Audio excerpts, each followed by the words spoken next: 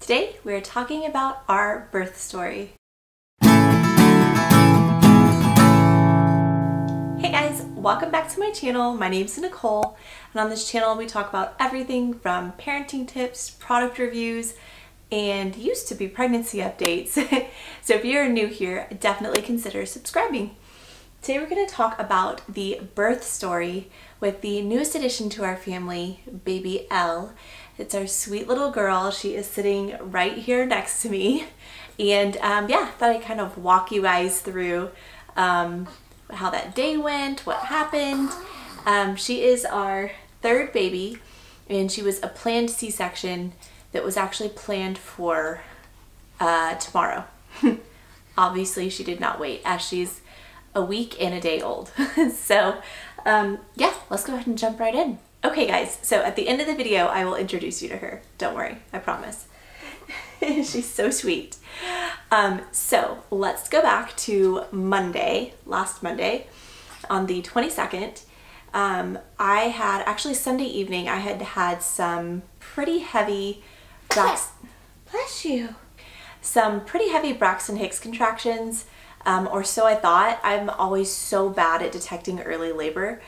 And so I just kind of took it easy, and then Monday we were just going about our day, took Ty to school, nothing super crazy, but right around 2 p.m.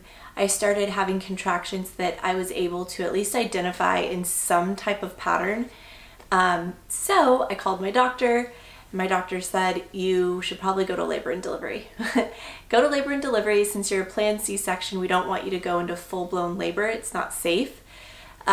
So I went to labor and delivery to get on the monitor. It's basically you hanging out in triage while they put the heart monitors on your stomach so that they can hear the baby's heartbeat and track your contractions. So for those of you that are new, that's what that is. So we were hanging out in triage in L&D for a while, just measuring contractions, and I think probably an hour and a half went by, and they were like, there's nothing really substantial going on here. You're only a centimeter dilated. So they're kind of like, what are we gonna do? Should we send you home? And I was thinking, please don't, because if I do go into labor like in the middle of the night, then I'm gonna be rushing over here. Anyway, so they called the on-call doctor, and the on-call doctor came in and said, you do have some excess fluid in your stomach. So she's able to move around a lot more, and that poses a slight risk since you're a planned C-section and you're going to have one in a few days. Let's just go do it. So we were kind of shocked, and we were like, all right, let's do it.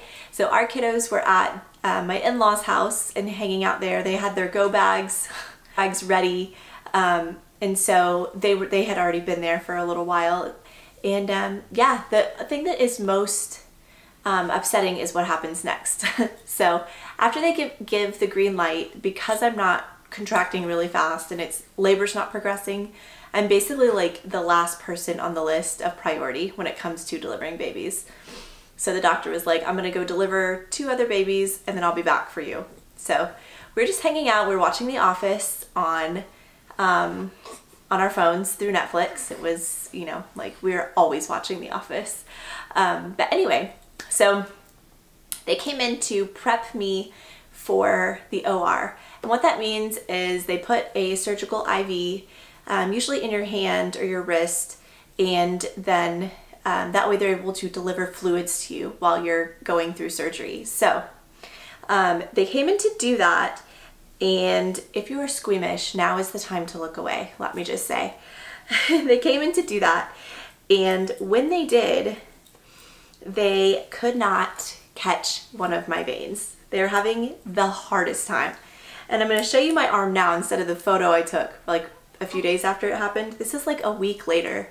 So they poked me a total of, and then on this side, and then in my hand, and then they ended up actually putting the IV right here in the crook of my elbow. They ended up poking me 9 times, and it was 4 different people, and it was so traumatic. Mostly because a surgical IV is like an 18 gauge, I think is what the nurse said. So it is like a really thick needle, and they're just, poking you with it continuously, and it hurt so bad. And it was the one thing in this whole process that I had been dreading the whole entire time. Not the epidural, not the surgery, the IV. And so it kind of turned out to be like a self-fulfilling prophecy there. But once I got it in my elbow, the downside to that is I couldn't hold the baby because anytime I bent my elbow, the needle is like right in the crook. Anyway, so I held the baby with my left arm like 90% of the time. But anyway, once they got the IV in, we went to the OR.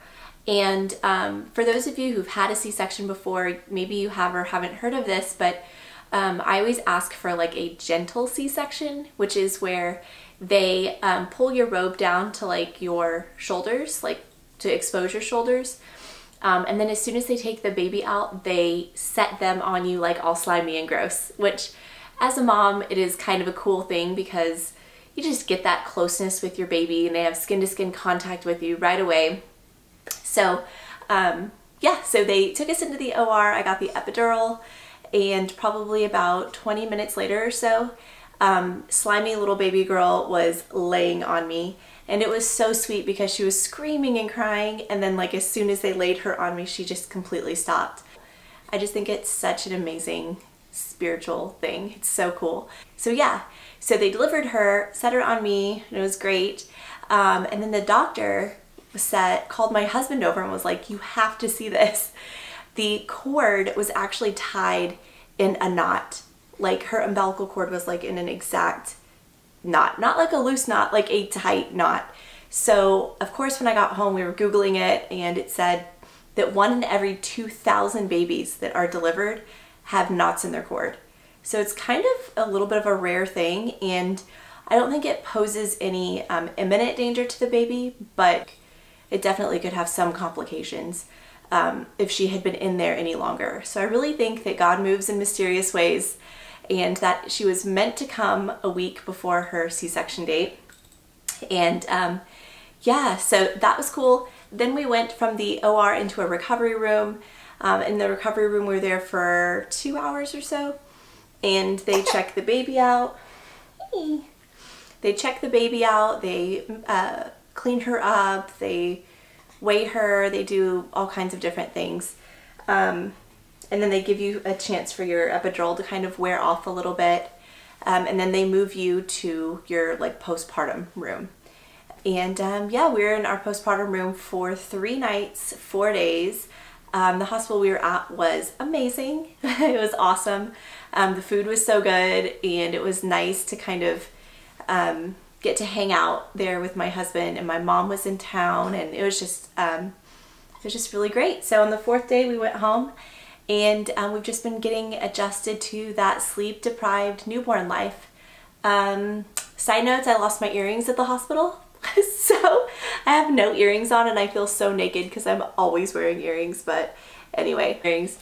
I used pretty much everything in my hospital bags, guys. Like pretty much everything. One of the things we did have to run out and buy, she is tiny. She was 8 pounds 5 ounces, but she lost about 10% in the hospital. So we went out and bought a bunch of newborn outfits. So some of the outfits I brought her didn't fit, so we had to run out and buy those. But yeah, the push pack, I ended up using this shampoo and body wash from the push pack because the hospital didn't have either of those things. So it was nice to be able to like take a shower with like good soap and not, you know, no soap, I guess would be the alternative. So the push pack items were awesome. I used the thank you cards in there for the nurses too. And yeah, it was just overall a positive experience, and I am so blessed and thankful. And yeah, let me introduce you to baby Elle. Okay guys, this is her. You're so sweet. You're so sweet. Yeah. Doing great, and we are truly blessed, and I'm thankful for each and every one of you that has followed our pregnancy journey, watched all the updates, and now the birth. It's just crazy that she's here. Oh my gosh, but it is just so exciting. And so yeah, it's been awesome. Her brothers have gotten to know her and love her so much, and my 5-year-old is so helpful, and yeah, we're just blessed. So I will be filming a nursery tour so you can see the rest of the room, which is so cute. A nursery tour, and then I already have a huge list of like new newborn must-haves to update you guys on. So definitely be sure you're subscribed. You can click even a notification bell to make sure you get notified. And yeah, thank you guys so much for watching, and I'll see all of you guys again in my next video.